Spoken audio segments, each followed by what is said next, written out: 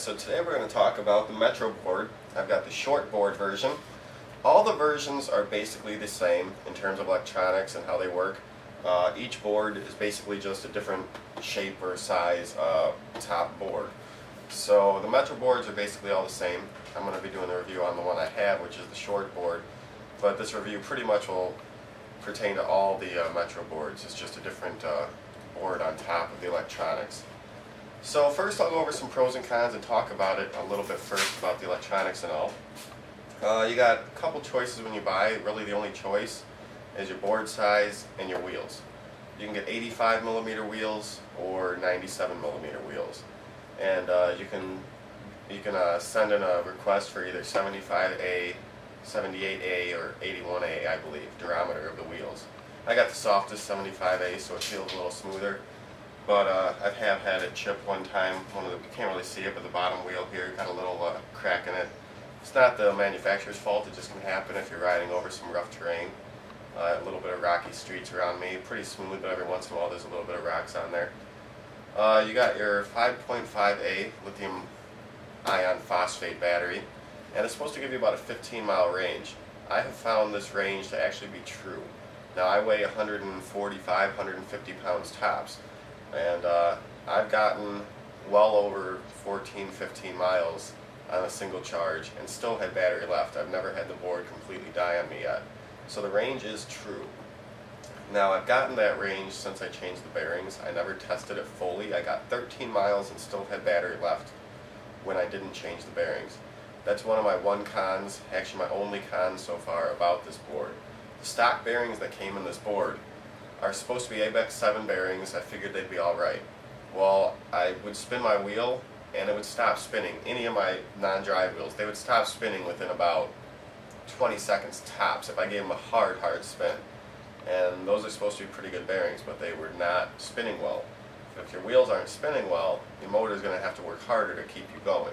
So I put some Bone Swiss 6-ball bearings in here, and I'll just let these guys go. I didn't spin them that hard.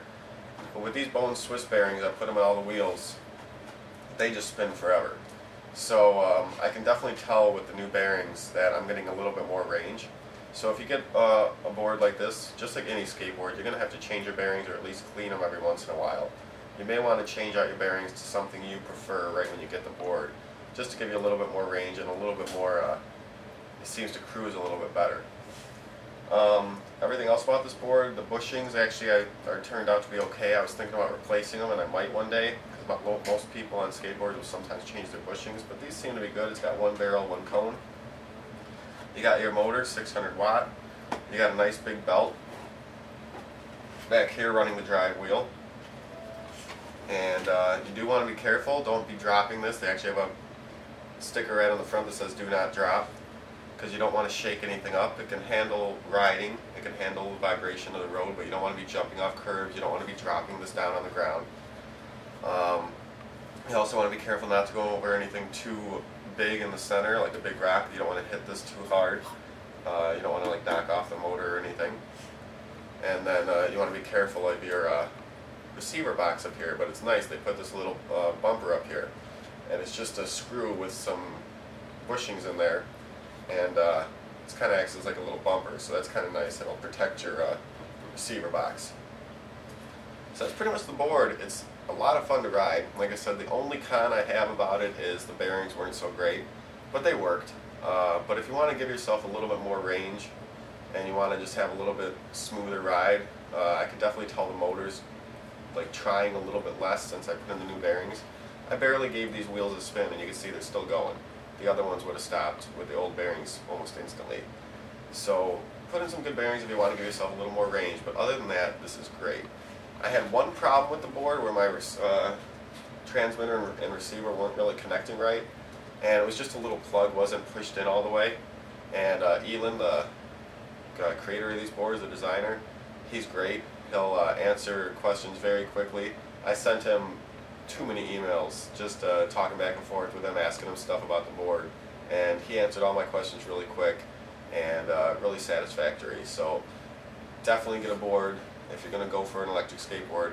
If you don't buy it from Metro board, I would really recommend this company, but if you don't buy it from Metro board, buy it from a company that has customer service, because if something goes wrong, you want to have someone standing behind the product. I've got another board, I won't even talk about the brand or name, but it's a larger board, and I cannot get customer service on it. It just has a wheel that I got to replace, which I can get elsewhere. But there's no customer service for some other brands, especially the Chinese, Asian ones. So definitely look into this. Really, that's about all to it. You know, you got your motor, your battery, pretty good all-together board, and feels great when you're riding it. So I'll take it out and give you guys a little bit of demonstration of riding it. And first, I'll talk a little bit more about the remote. This is going to be the gas or the go button. Hit it to begin with, and you're going to go about 2 miles an hour consistently. Hit this up, it's going to keep going faster, and then brake. As you can see, it doesn't stop instantly. It doesn't want to throw you off the board.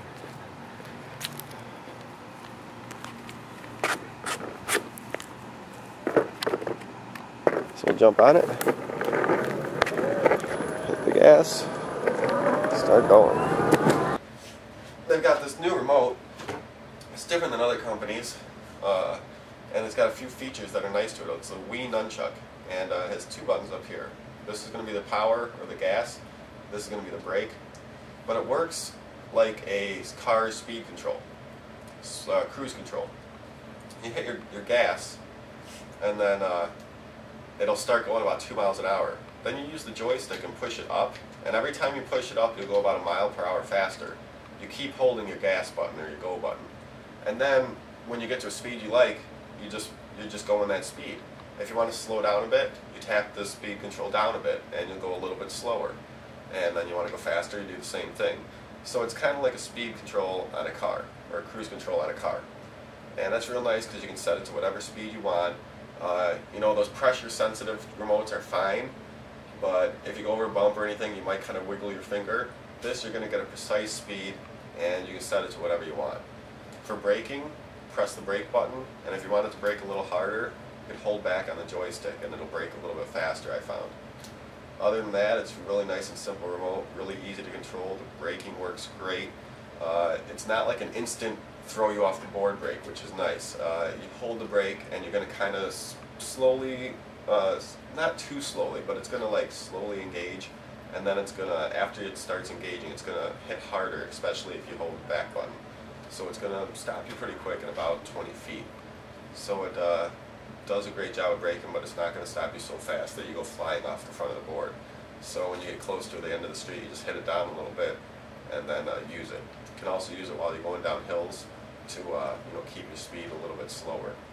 So all in all, great board. If you guys have any questions about it, let me know, or go to metroboard.com, and Elin will, I'm sure, will be happy to answer any questions for you if you're looking into getting one of these boards.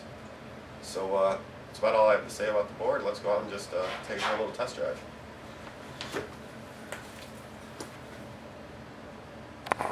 Little windy stretch of a nice pavement here. Let's go down it. Do some carving down it.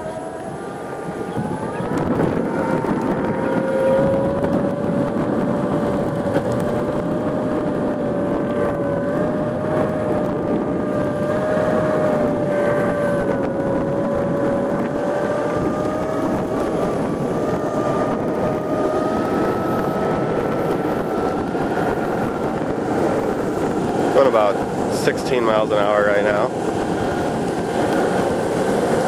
These wheels hold the pavement really nice, especially when it's nice pavement like this.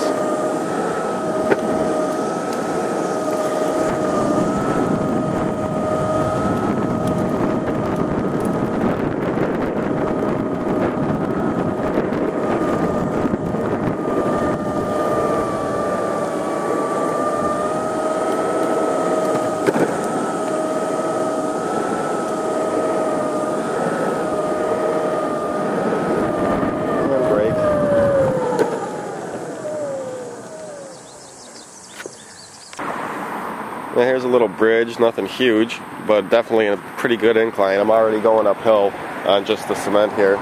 So I'll just show you guys that it can go up a nice little hill here.